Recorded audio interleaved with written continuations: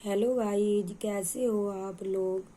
आज मैं आपको 18 दिसंबर 2023 का प्रीवियस क्वेश्चन पेपर कराऊंगी जो 6 to 8 के लिए जीएस का पेपर है। देखिए आप, उभयचर सांस लेने के लिए उपयोग में लाते हैं। क्या क्या लाते हैं? फेफड़े भी लाते हैं और त्वचा भी लाते हैं। तो इसका आंसर होगा 4। उपरोक्त में से एक से अधिक। इसका आंसर क्या होगा? 4। ठीक है। क्वेश्चन नंबर 40 देखिए आप। एक हिमानी का आधार पिघलता है पर उसका शीर्ष नहीं, क्योंकि हिमानी का आधार अपने गर्म वातावरण में रहता है। क्योंकि हिमानी के आधार पर बर्फ में अशुद्धियाँ उपस्थित होती हैं। क्योंकि आधार पर दाब अधिक होने से गलनांक में कमी होती है। तो इसका आंसर होगा 3। आधार पर दाब अधिक होने से गलनांक में कमी होती है। क्वेश्चन नंबर देखिए आप 41। पुष्प का वह हिस्सा जो वास्तव में फल बनाता है क्या कहलाता है? देखिए आप, क्या कहलाता है। देखिए इसका आंसर होगा कार्पेल कहलाता है। कार्पेल, इसकी एक्सप्लेनेशन देख लीजिए आप। देखिए आप, अंडक कार्पेल फूल वाले पौधे में मादा प्रजनन अंग का प्रतिनिधित्व करता है। कार्पेल में वृत्ति का क्रय, स्टिग्मा, पत्रिका, स्टाइल और अंडाशय होते हैं जो फूलों के पौधों को परागण के माध्यम से पुनः उत्पन्न करने के लिए आवश्यक होते हैं। निषेचन के बाद अंडाशय एक फल में बदल जाता है और फूल के अन्य भाग गिर जाते हैं। फल एक पका हुआ अंडाशय है। बीज बीजांड से विकसित होते हैं। बीज में एक भ्रूण होता है जो एक सुरक्षात्मक बीज आवरण में घिरा होता है। लार का प्रमुख कार्य है प्रोटीन का अमीनो अम्ल में रूपांतरण, स्टार्च का माल्टोज में रूपांतरण। तो इसका आंसर होगा 2। एक्सप्लेनेशन देखिए आप लोग। देखिए, लार एक प्राकृतिक स्नेहक रूप में कार्य करती है जो चबाने और निगलने के दौरान भोजन को पहचानने में सहायता करती है। मुंह में लार स्टार्च को माल्टोज में परिवर्तित कर देती है। एमाइलेज, जिसे टाइलिन भी कहा जाता है, लार में पाए जाने वाला एक एंजाइम है जो स्टार्च को माल्टोज और डेक्स्ट्रीन जैसे कम जटिल शर्करा में तोड़ सकता है। 2 ग्लूकोज अणु आपस में जुड़कर माल्टोज नामक शर्करा बनाते हैं। देखिए 43। हृदय केवल अशुद्ध रक्त का ही पंप करता है। शार्क के मामले में, हेल के मामले में, छिपकली के मामले में। तो इसका आंसर है शार्क के मामले में। एक्सप्लेनेशन देखिए आप। मछली का हृदय केवल ऑक्सीजन रहित रक्त पंप करता है क्योंकि मछली का हृदय आलिंद और नीले वाला 2 कक्षीय हृदय होता है। हृदय भी ऑक्सीजनित रक्त को पंप करता है जिसे गलफड़ों द्वारा ऑक्सीजनित किया जाता है और शरीर के अन्य भागों में आपूर्ति की जाती है, जहां से भी ऑक्सीजनित रक्त हृदय में वापस आ जाता है। इसलिए शार्क के मामले में हृदय केवल अशुद्ध रक्त पंप करता है। क्वेश्चन नंबर 44 देखिए आप। यदि जे जूल है, सी कोलम ए एम्पियर है, तो विभवांतर की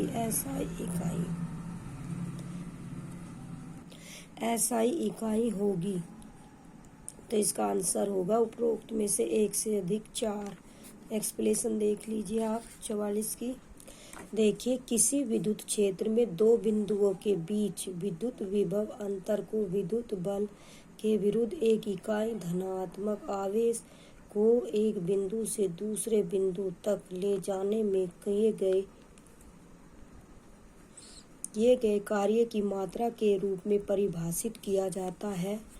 1 वोल्ट एक विद्युत धारा प्रभावित कंडक्टर में दो बिंदुओं के बीच संभावित अंतर है। जब एक कूलाम के आवेश को एक बिंदु से दूसरे बिंदु तक ले जाने के लिए 1 जूल कार्य किया जाता है।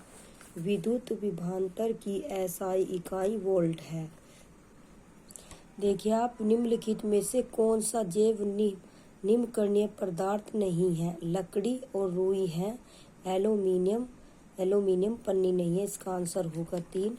एक्सप्लेनेशन देखिए आप, जैव निम्नीकरण बायोडिग्रेडेबल सामग्री कार्बनिक पदार्थों से बने पदार्थ हैं, जैसे कि पौधे और पशु पदार्थ जिन्हें प्रकृति द्वारा आसानी से तोड़ा जा सकता है। उदाहरण के लिए सब्जियों के छिलके और अन्य रसोई अपशिष्ट, सब्जियां, फल, चाय की पत्तियां, कागज, लकड़ी आदि। एल्यूमीनियम फॉयल एक बायोडिग्रेडेबल सामग्री नहीं है, क्योंकि इसे सूक्ष्म जीवों द्वारा नष्ट नहीं किया जा सकता।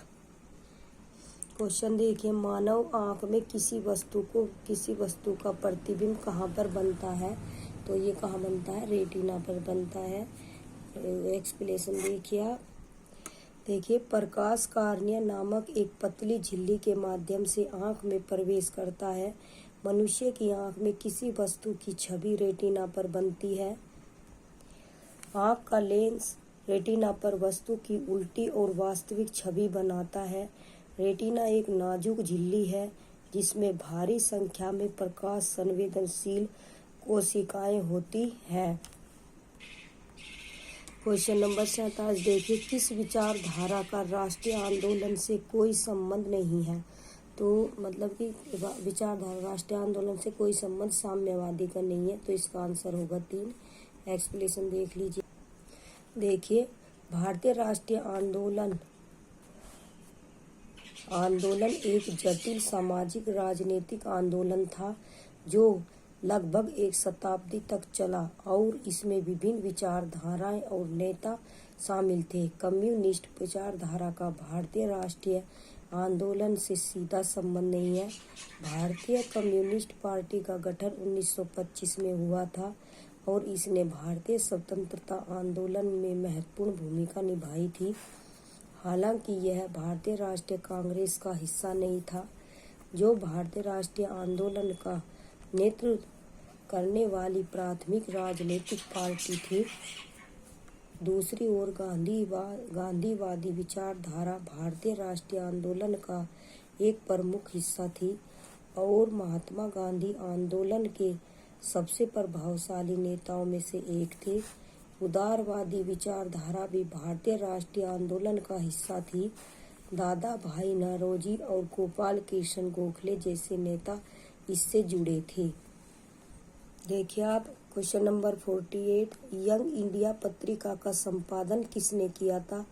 श्रीमती एनी बेसेंट ने, महात्मा गांधी ने, तो इसका आंसर होगा महात्मा गांधी ने। एक्सप्लेनेशन देखिए आप, महात्मा गांधी ने 1919 से 1931 तक अंग्रेजी में साप्ताहिक पत्रिका यंग इंडिया प्रकाशित की और 1933 में गांधी जी ने अंग्रेजी में हरिजन नामक साप्ताहिक समाचार पत्र का प्रकाशन शुरू किया। हरिजन, जिसका अर्थ है भगवान के भक्त।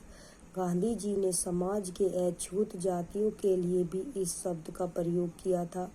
यह अखबार 1948 तक चला। इसी दौरान गांधी जी ने गुजराती में हरिजन बंधु, हिंदी में हरिजन सेवक का प्रकाशन भी किया। क्वेश्चन नंबर 49 देखिए, साहित्य अकादमी पुरस्कार 2022 मैथिली भाषा में किसे प्रदान किया गया था? ये किया गया था अजीत आजाद पेन ड्राइव में पृथ्वी, तो इसका आंसर होगा 3। ठीक है, एक्सप्लेनेशन देख लीजिए आप लोग। देखिए, मैथिली साहित्यकार बासुकीनाथ झा को उनके मैथिली निबंध संग्रह बोध संकेतन के लिए साहित्य अकादमी पुरस्कार 2023 से सम्मानित किया गया है।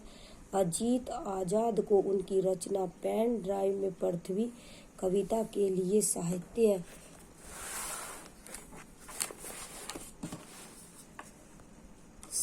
अकादमी पुरस्कार 2022 से सम्मानित किया गया है। साहित्य अकादमी पुरस्कारों की शुरुआत 1954 में हुई थी। यह एक साप्ताहिक सम्मान है। यह पुरस्कार साहित्य अकादमी, नेशनल एकेडमी ऑफ लेटर्स द्वारा प्रति वर्ष प्रदान किया जाता है। अकादमी द्वारा प्रत्येक वर्ष अपने द्वारा मान्यता प्राप्त 24 भाषाओं में साहित्य कृतियों के साथ ही इन्हीं भाषाओं में परस्पर साहित्यिक अनुवाद के लिए भी पुरस्कार प्रदान किए जाते हैं।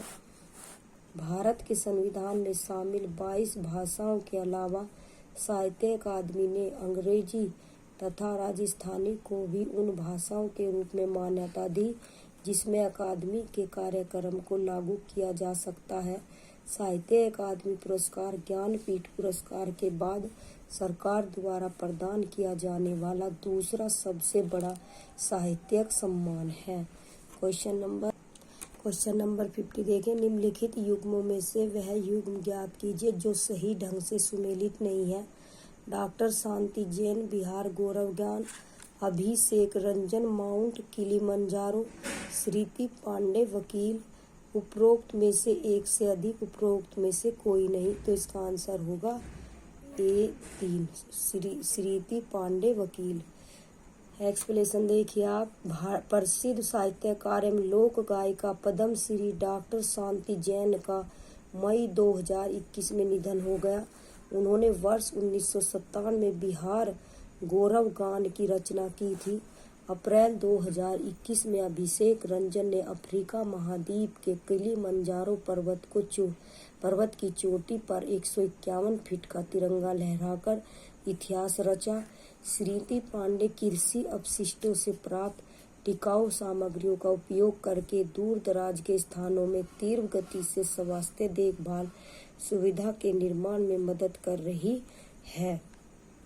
क्वेश्चन नंबर 51 देखिए। भारतीय मूल के उम्मीदवार थरमन षणमुगरत्नम हाल ही में किस देश का चुनाव जीतकर वहां के राज्य प्रमुख बने हैं? Hong Kong, Singapore, Mauritius. तो इसका आंसर होगा 2 सिंगापुर। इसके एक्सप्लेनेशन देख लीजिए आप। देखिए, सितंबर 2023 में भारतीय मूल के सिंगापुर में जन्मे अर्थशास्त्री थरमन षणमुगरत्नम ने सिंगापुर में हुए राष्ट्रपति का चुनाव में विजय प्राप्त की। उन्होंने 2011 के बाद से देश में हुए पहले राष्ट्रपति चुनाव में 2 अन्य चीनी मूल के दावेदारों एनजी कोकसोंग और टेन किन लियोन को पराजित किया। षणमुगरत्नम ने 2011 से 2019 तक सिंगापुर के उप प्रधानमंत्री के रूप में कार्य किया। क्वेश्चन नंबर देखिए आप। 52 अगस्त 2023 में शतरंज विश्व कप के फाइनल में भारत के प्रज्ञानंद को किसने हराया था? तो इसका आंसर होगा मैग्नस कार्लसन ने हराया था। तो इसका आंसर होगा 3। एक्सप्लेनेशन देखिए आप।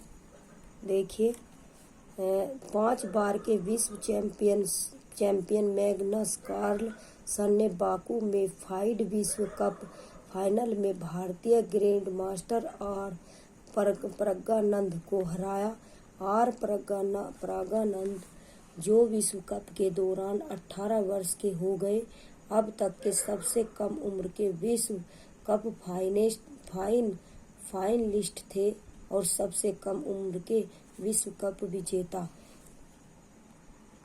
क्वेश्चन नंबर 53 देखिए आप। हाल ही में चंद्रमा की सतह पर दुर्घटनाग्रस्त हुए रूसी अंतरिक्ष यान लूना 25 के संबंध में तत्कालीन सोवियत संघ द्वारा भेजे गए 28 मिशन, जिनमें चंद्रमा की सतह पर लैंडिंग शामिल थी, उनमें से कितने विफलता में समाप्त हुए? तो 15 हुए, 18 हुए, 22 हुए। तो 18 हुए। एक्सप्लेनेशन देख लीजिए आप। किसकी? देखिए आप, सोवियत संघ द्वारा किए गए 28 चंद्र मिशनों में से 18 मिशन अलग अलग कारणों से विफल हुई। इन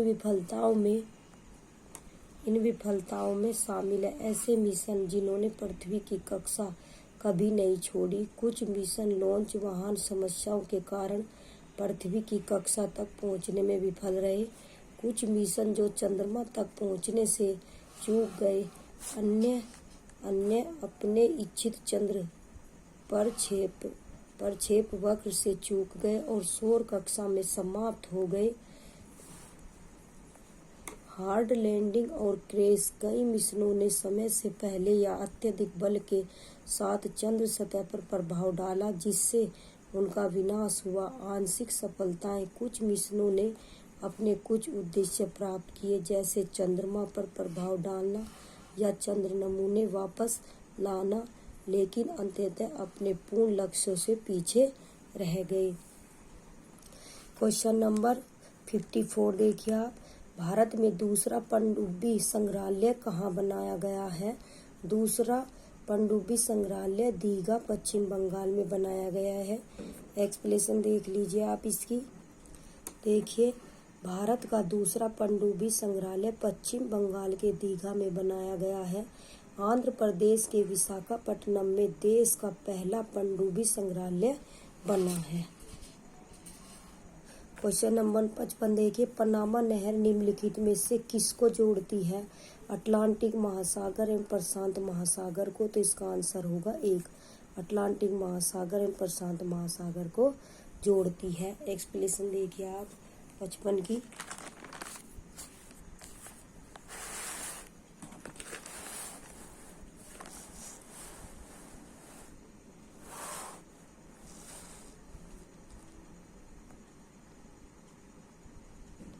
देखिए, पनामा नहर में 82 किलोमीटर का कृत्रिम जलमार्ग है, जो अटलांटिक और प्रशांत महासागरों को जोड़ता है और उत्तर और दक्षिण अमेरिका को विभाजित करता है।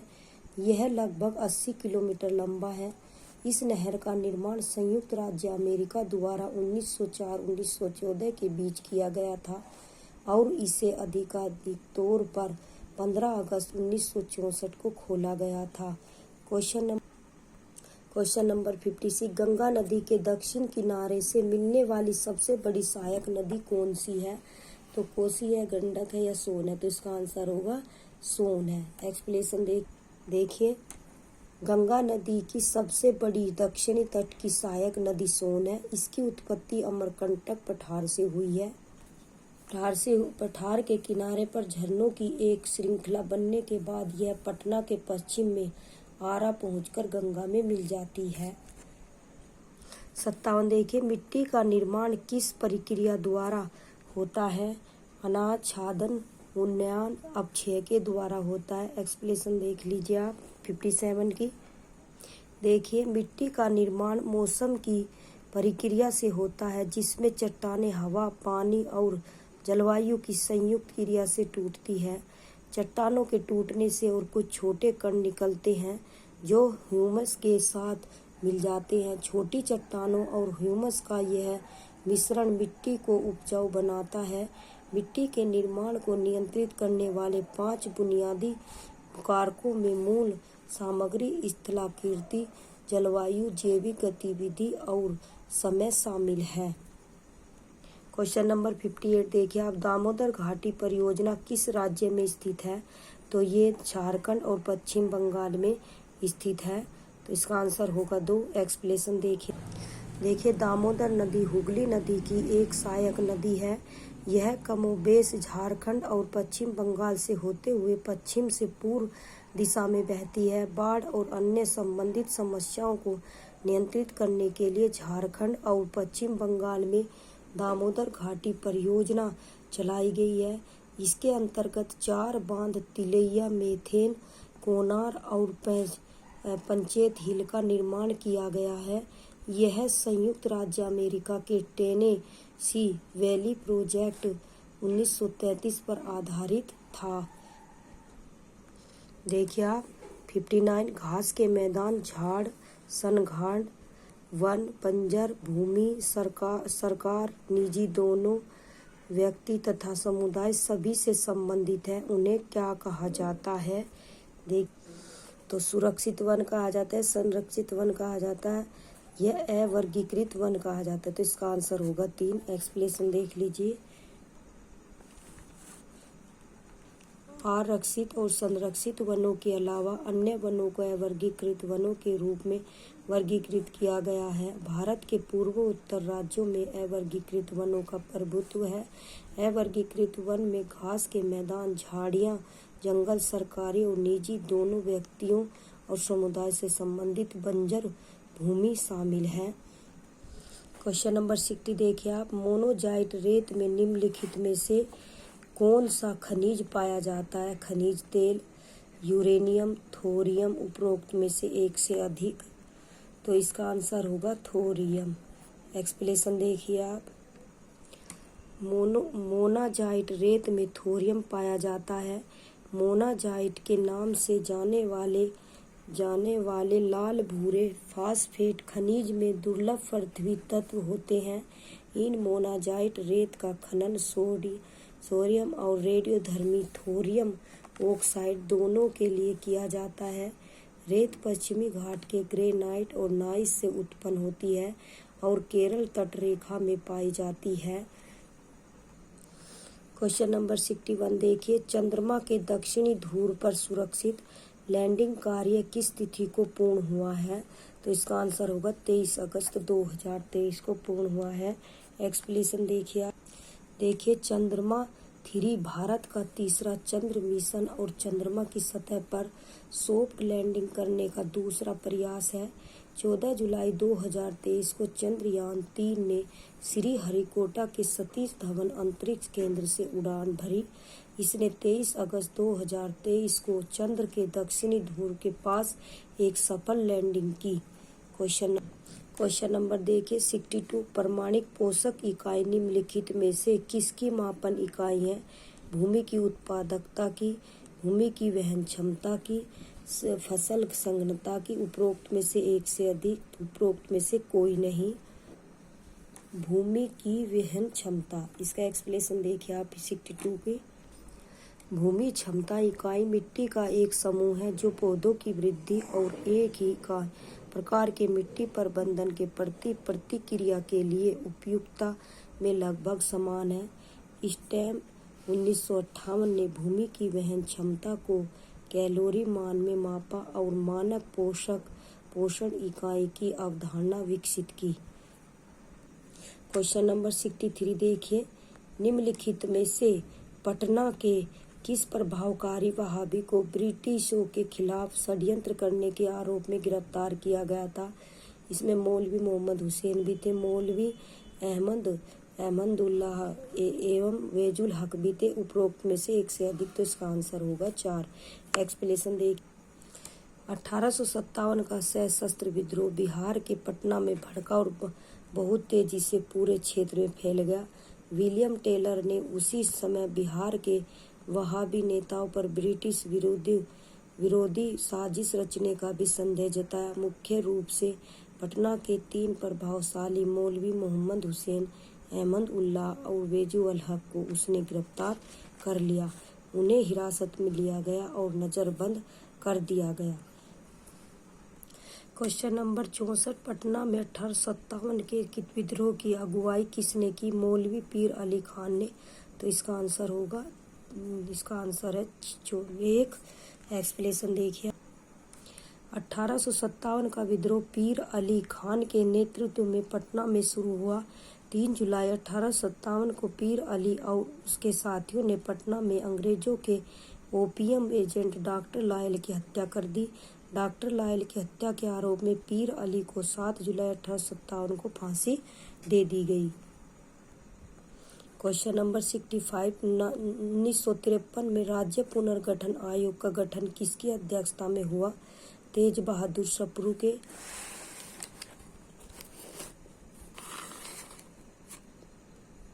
तो इसका आंसर होगा 2 सर फजल अली खां के।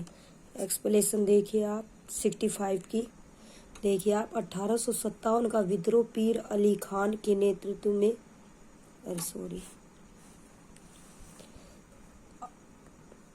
आंध्र राज्य के निर्माण से अन्य क्षेत्रों अन्य क्षेत्रों से भाषाई आधार पर राज्यों के निर्माण की मांग तेज हो गई। दिसंबर 1953 में भारत सरकार ने पूरे प्रश्न की फिर से जांच करने के लिए फजल अली की अध्यक्षता में 3 सदस्यीय राज्य पुनर्गठन आयोग नियुक्त किया गया। इसके अन्य 2 सदस्य एम पर्णिकर और एच.एन.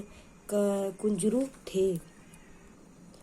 इसने सितंबर 1955 में अपनी रिपोर्ट प्रस्तुत की और मोटे तौर पर राज्यों के पुनर्गठन के आधार के रूप में भाषा को स्वीकार किया। क्वेश्चन नंबर 66, बिहार में सर्वप्रथम भारतीय राष्ट्रीय कांग्रेस का सत्र कहाँ हुआ था? तो उपरोक्त में से एक से अधिक। क्वेश्चन नंबर 67, किस वर्ष मुजफ्फरपुर बम कांड की घटना घटी थी? तो इसका आंसर होगा 1908 में।